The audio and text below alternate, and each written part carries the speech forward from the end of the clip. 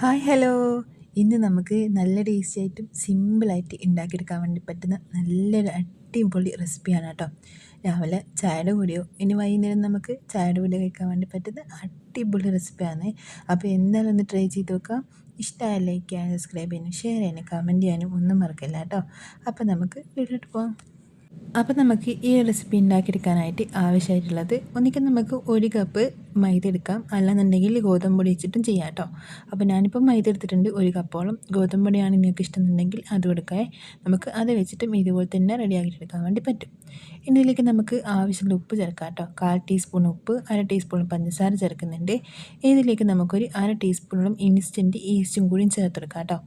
എന്നിട്ട് നമുക്ക് ആവശ്യത്തിലുള്ള വെള്ളവും കൂടി വെച്ച് കൊടുത്തിട്ട് നന്നായിട്ടൊന്ന് കലക്കിയെടുക്കാം.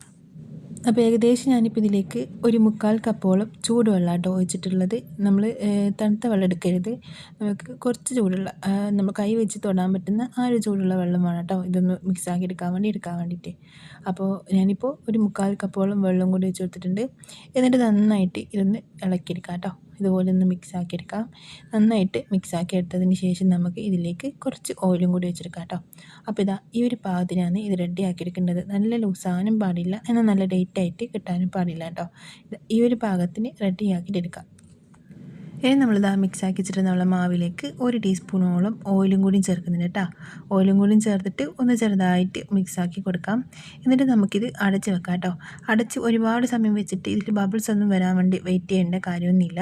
നമുക്കൊരു അരമണിക്കൂർ മാത്രം മതിയാവട്ടോ. അത്രയും വേണ്ടിയില്ല, എന്നാലും ഒരു അരമണിക്കൂർ വെച്ചാൽ കുറച്ചുകൂടി നല്ലതാട്ടോ ഉണ്ടാകാൻ. അപ്പോൾ ഒരു അരമണിക്കൂർ ഇതിനൊന്ന് നമുക്കൊന്ന് അടച്ച് വെക്കാം.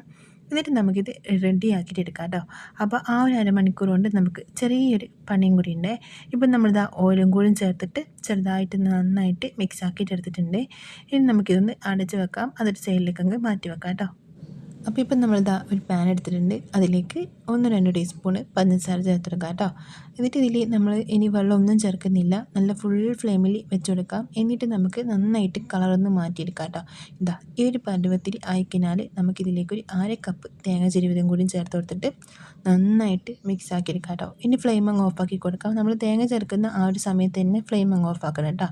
എന്നിട്ട് വേണം നമ്മൾ തേങ്ങ ചേർക്കാൻ വേണ്ടിയിട്ട് നന്നായിട്ട് ഇളക്കിയെടുത്ത് മിക്സ് ആക്കിയെടുക്കാം. ഇനി ഇത് കട്ടിയൊന്നായി പോവില്ല കേട്ടോ. അപ്പോൾ നമ്മൾ തേങ്ങയും കൂടി ചേർത്തുകൊണ്ട് കട്ടിയൊന്നായി പോവില്ല. അതൊന്ന് ഫ്ലെയിം ഓഫ് ആക്കിയിട്ട് സൈഡിലേക്ക് നമുക്ക് മാറ്റി വെക്കാം. അപ്പോൾ ഇതാ ആ ഒരു സമയം കൊണ്ട് നമ്മളെ മാവൊക്കെ നല്ല സോഫ്റ്റായിട്ട് ഈ ഒരു പാകത്തിനായിട്ടുണ്ട് കേട്ടോ. ഒന്ന് വലിഞ്ഞ് കിട്ടുന്ന ആ ഒരു പാകം കേട്ടോ ആയിട്ടുള്ളത്. അപ്പോൾ നല്ല അടിപൊളിയായിട്ട് മാവ് റെഡി ആയിട്ടുണ്ട്. ഒരുപാട് സമയം വെക്കേണ്ടിയില്ല, അരമണിക്കൂർ മാത്രം മതിയാവും കേട്ടോ. അപ്പോൾ ഇനി നമുക്കിത് റെഡിയാക്കി എടുക്കാം കേട്ടോ. അപ്പോൾ അതിനായിട്ട് ഞാനിപ്പോൾ ഇതാ വേറൊരു പാൻ എടുത്തിട്ടുണ്ട്. അതിലേക്ക് 1-2 ടീസ്പൂൺ നമുക്ക് ഓയിൽ വെച്ചെടുക്കാം കേട്ടോ. ഓയിലിന് മുകളിലേക്ക് നമ്മളിതാ ഇതുപോലെ കുറച്ച് മാവങ്ങ് ഇട്ട് കൊടുക്കുന്നുണ്ട്.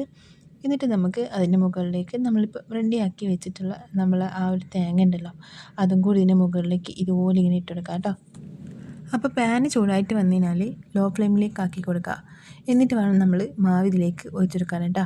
എന്നിട്ട് അതിൻ്റെ മുകളിലേക്ക് നമ്മളിതാ തേങ്ങ ഇട്ടിട്ടുണ്ട്. ഇനി വീണ്ടും അതിൻ്റെ മുകളിലേക്ക് നമ്മൾ കുറച്ചുകൂടി മാവ് ഒഴിച്ചെടുക്കുന്നുണ്ട്.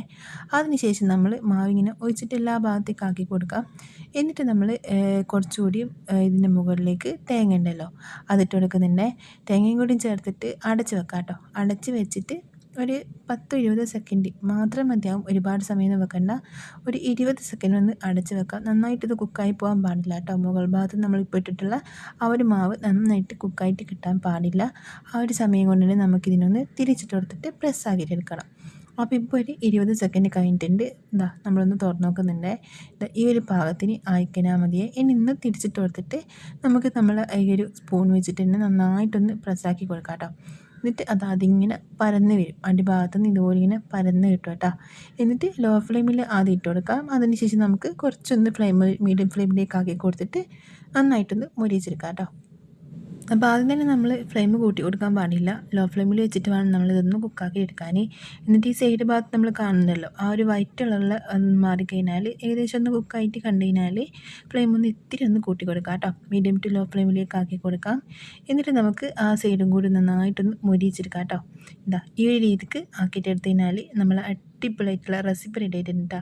ഒരുപാട് സാധനങ്ങൾ ഇത് നമുക്ക് പെട്ടെന്ന് നല്ല ടേസ്റ്റിയായിട്ട് ഉണ്ടാക്കിയെടുക്കാൻ വേണ്ടി പറ്റുന്നൊരു റെസിപ്പിയും കൂടി കേട്ടോ. 2 സൈഡ് നന്നായിട്ട് മുരിഞ്ഞ് വന്നിട്ടുണ്ട്. ഇനി നമുക്ക് വേറെ പാത്രത്തിലേക്ക് മാറ്റി കൊടുത്തിട്ട് ബാക്കിയുള്ളതൊക്കെ നമുക്ക് ഇതുപോലെ തന്നെ റെഡി ആക്കിയിട്ട് എടുക്കാം. അപ്പോൾ നല്ല ടേസ്റ്റി ആയിട്ടും നമുക്ക് നല്ല സിമ്പിളായിട്ട് ഉണ്ടാക്കിയെടുക്കാൻ വേണ്ടി പറ്റുന്ന നമ്മൾ അടിപൊളി റെസിപ്പി റെഡി ആയിട്ടുണ്ട് കേട്ടോ. അതിൻ്റെ സൈഡ് ഭാഗമൊക്കെ നല്ല ക്രിസ്പി ആയിരിക്കും, ഉള്ളിൽ നല്ല സോഫ്റ്റ് ആയിട്ടായിട്ട് ഉണ്ടാകാൻ. അപ്പോൾ എന്തായാലും ഒന്ന് ട്രൈ ചെയ്ത് നോക്കുക, നിങ്ങൾക്ക് ഉറപ്പായി ഇഷ്ടപ്പെടട്ടെ. രാവിലെ ആണെങ്കിലും വൈകുന്നേരമാണെങ്കിലും ഒക്കെ നമുക്ക് കഴിക്കാൻ വേണ്ടി പറ്റുന്ന റെസിപ്പിയും കൂടി കേട്ടോ. അപ്പോൾ ട്രൈ ചെയ്ത് നോക്കിയിട്ട് ഇഷ്ടമായി ലൈക്ക് ചെയ്യാൻ, സബ്സ്ക്രൈബ് ചെയ്യാൻ, ഷെയർ ചെയ്യാനും മറക്കല്ലേ.